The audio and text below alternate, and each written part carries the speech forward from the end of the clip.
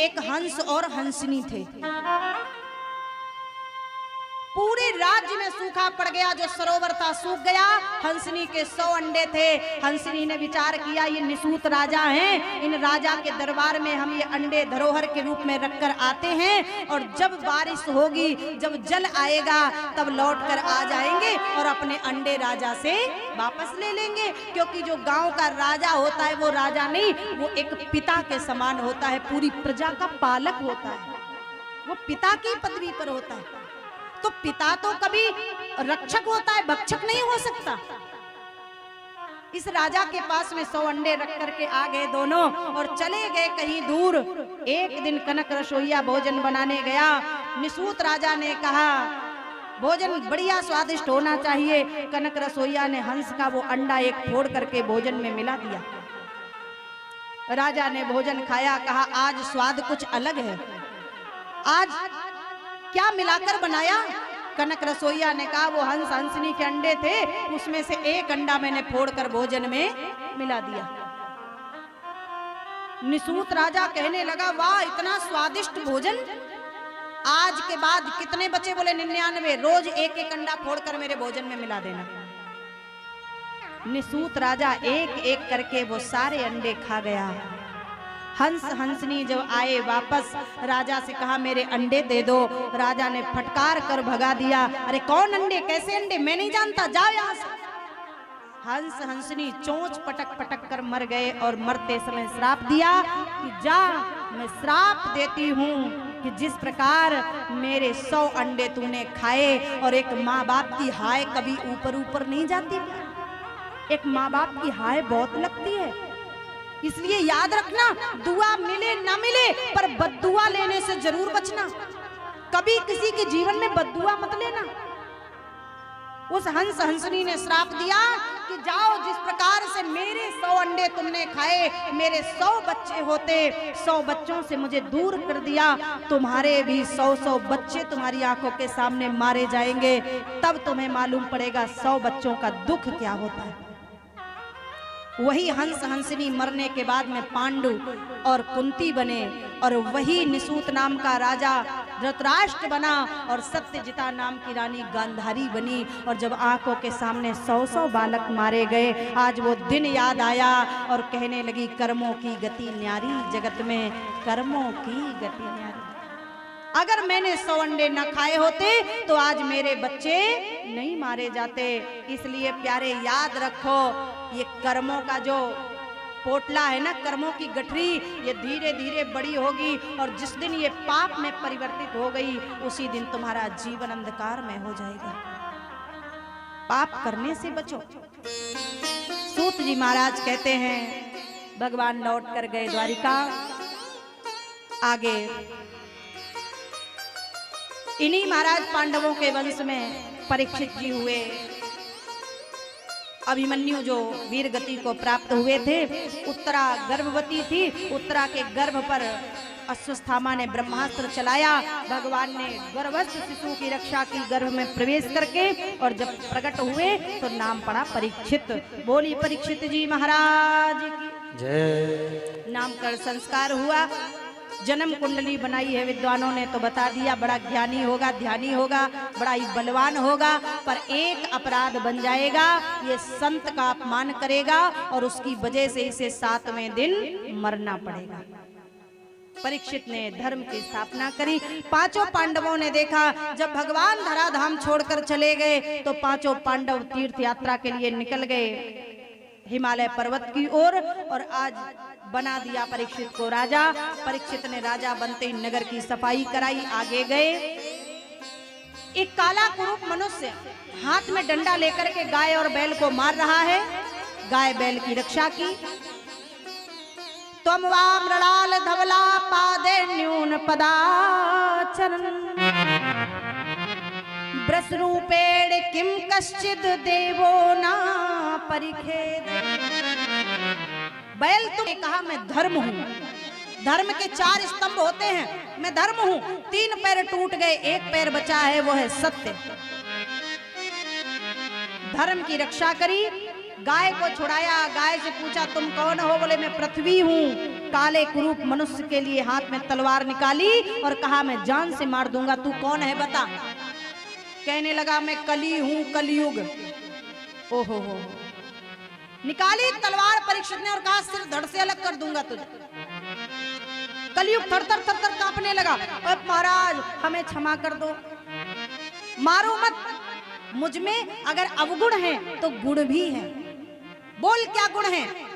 बोले ये गुण है कि जो सतयुग त्रेता द्वापर में हजारों वर्ष तपस्या करते थे, यज्ञ दान करते थे, तब कहीं परमात्मा के दर्शन होते थे, पर कलिकाल में, कलयुग केवल और नाम आधारा, कलयुग केवल नाम आधारा, कलयुग केवल नाम आधारा, कलयुग केवल नाम आधारा, कलयुग केवल कलयुग केवल नाम आधारा, सुमिर सुमिर भव उतरहि पारा। कलयुग केवल नाम आधारा, सुमिर सुमिर नर उतरहि पारा। कलयुग केवल नाम आधारा, कलयुग केवल नाम आधारा, कलयुग केवल कलयुग केवल कलयुग केवल। कलयुग कहने लगा मेरे समय में नाम जाप करने से ही परमात्मा की प्राप्ति होगी, भजन करने से परमात्मा की प्राप्ति होगी। अच्छा, बोले यज्ञ नहीं करना पड़ेगा, समाधि नहीं लगानी पड़ेगी, दान मात्र से, भजन मात्र से परमात्मा की प्राप्ति होगी। परीक्षित कहने लगे निकल जाओ हमारे राज्य से। कलयुग कहने लगा जहां जाता हूं आप ही आप दिखाई पड़ते हो, मैं कहां जाऊं? तब परीक्षित ने स्थान दिए, कलयुग को रहने की जगह दी। याद रखना कौन कौन सी जगह मैया? द्यूतम पानम स्त्रिया सूना। कुमारी वालों, कलयुग को पहली जगह कहां दी? द्यूतम। द्यूतम जानते हो किसे कहते हैं? जुआ। गांव में होता है, होता है। अच्छा, वृंदावन में जुआ भी होता है? अरे धुंधकारियों, वृंदावन में जुआ कब से होने लगा? हमारे वृंदावन में किसी को समय ही नहीं है माला छोड़ने से, तो जुआ कब पकड़े?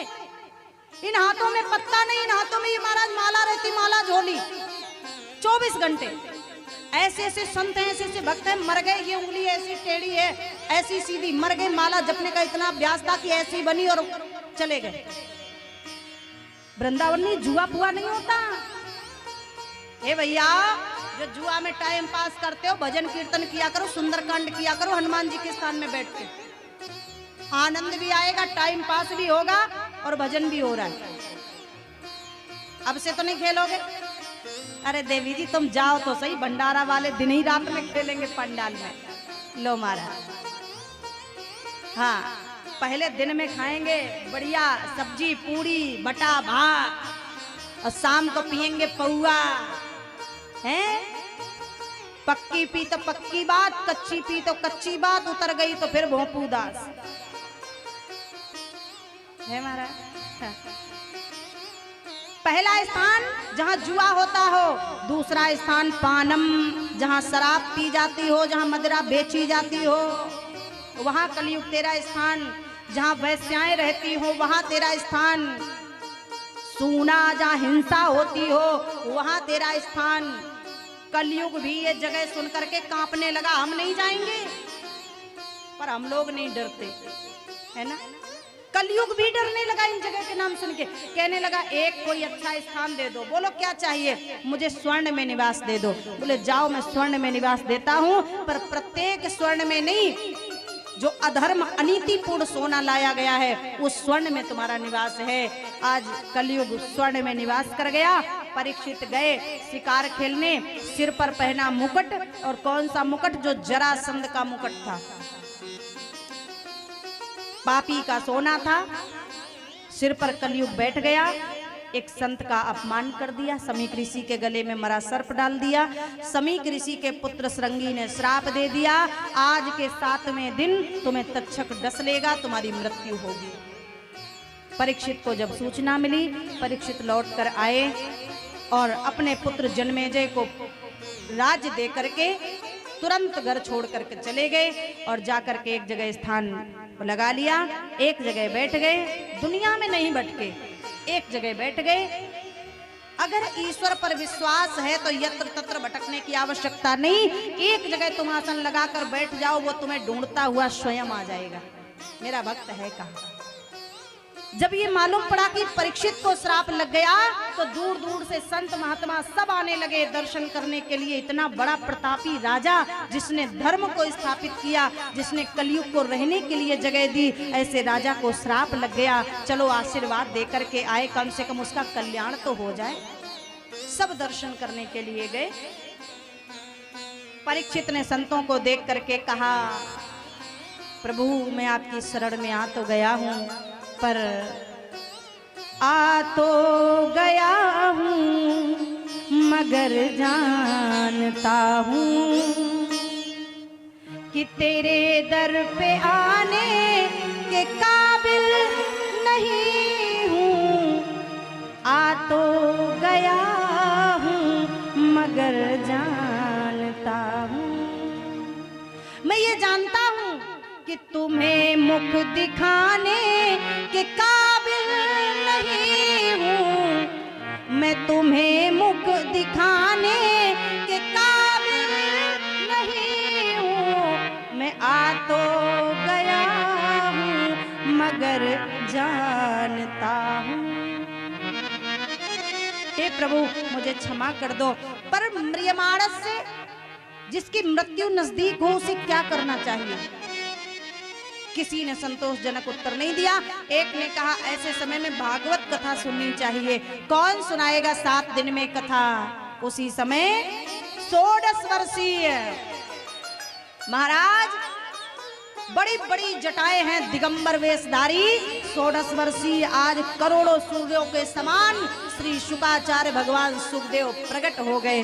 बोलिए सुखदेव भगवान की जय।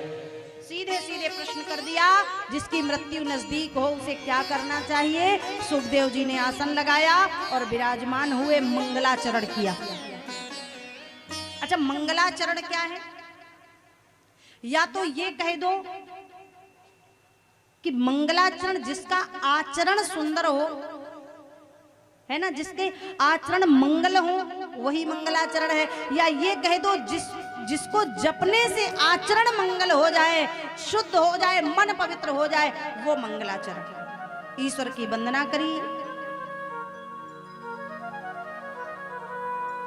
जन्माद्यस्यतोन्वया दितरश्चार्थेषु विज्ञास्वराट्।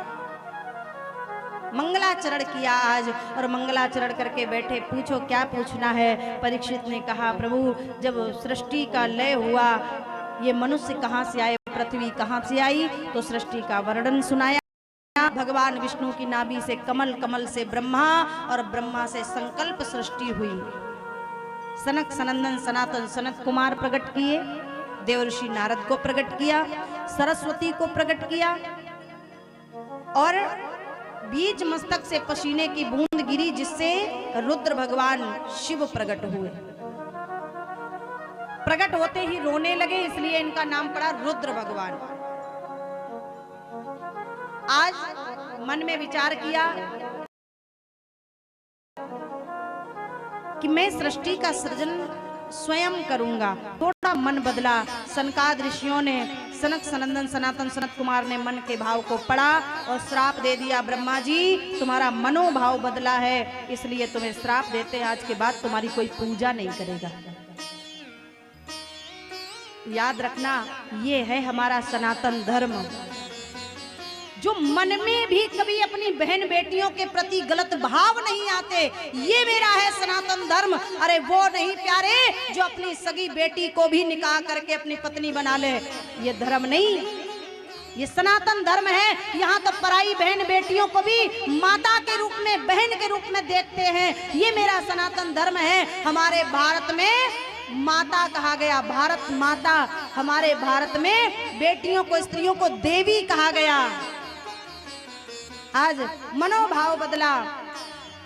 ब्रह्मा जी को श्राप लग गया, ब्रह्मा जी ने शरीर का त्याग कर दिया और जैसे ही शरीर का त्याग किया उसी समय दूसरा शरीर धारण किया।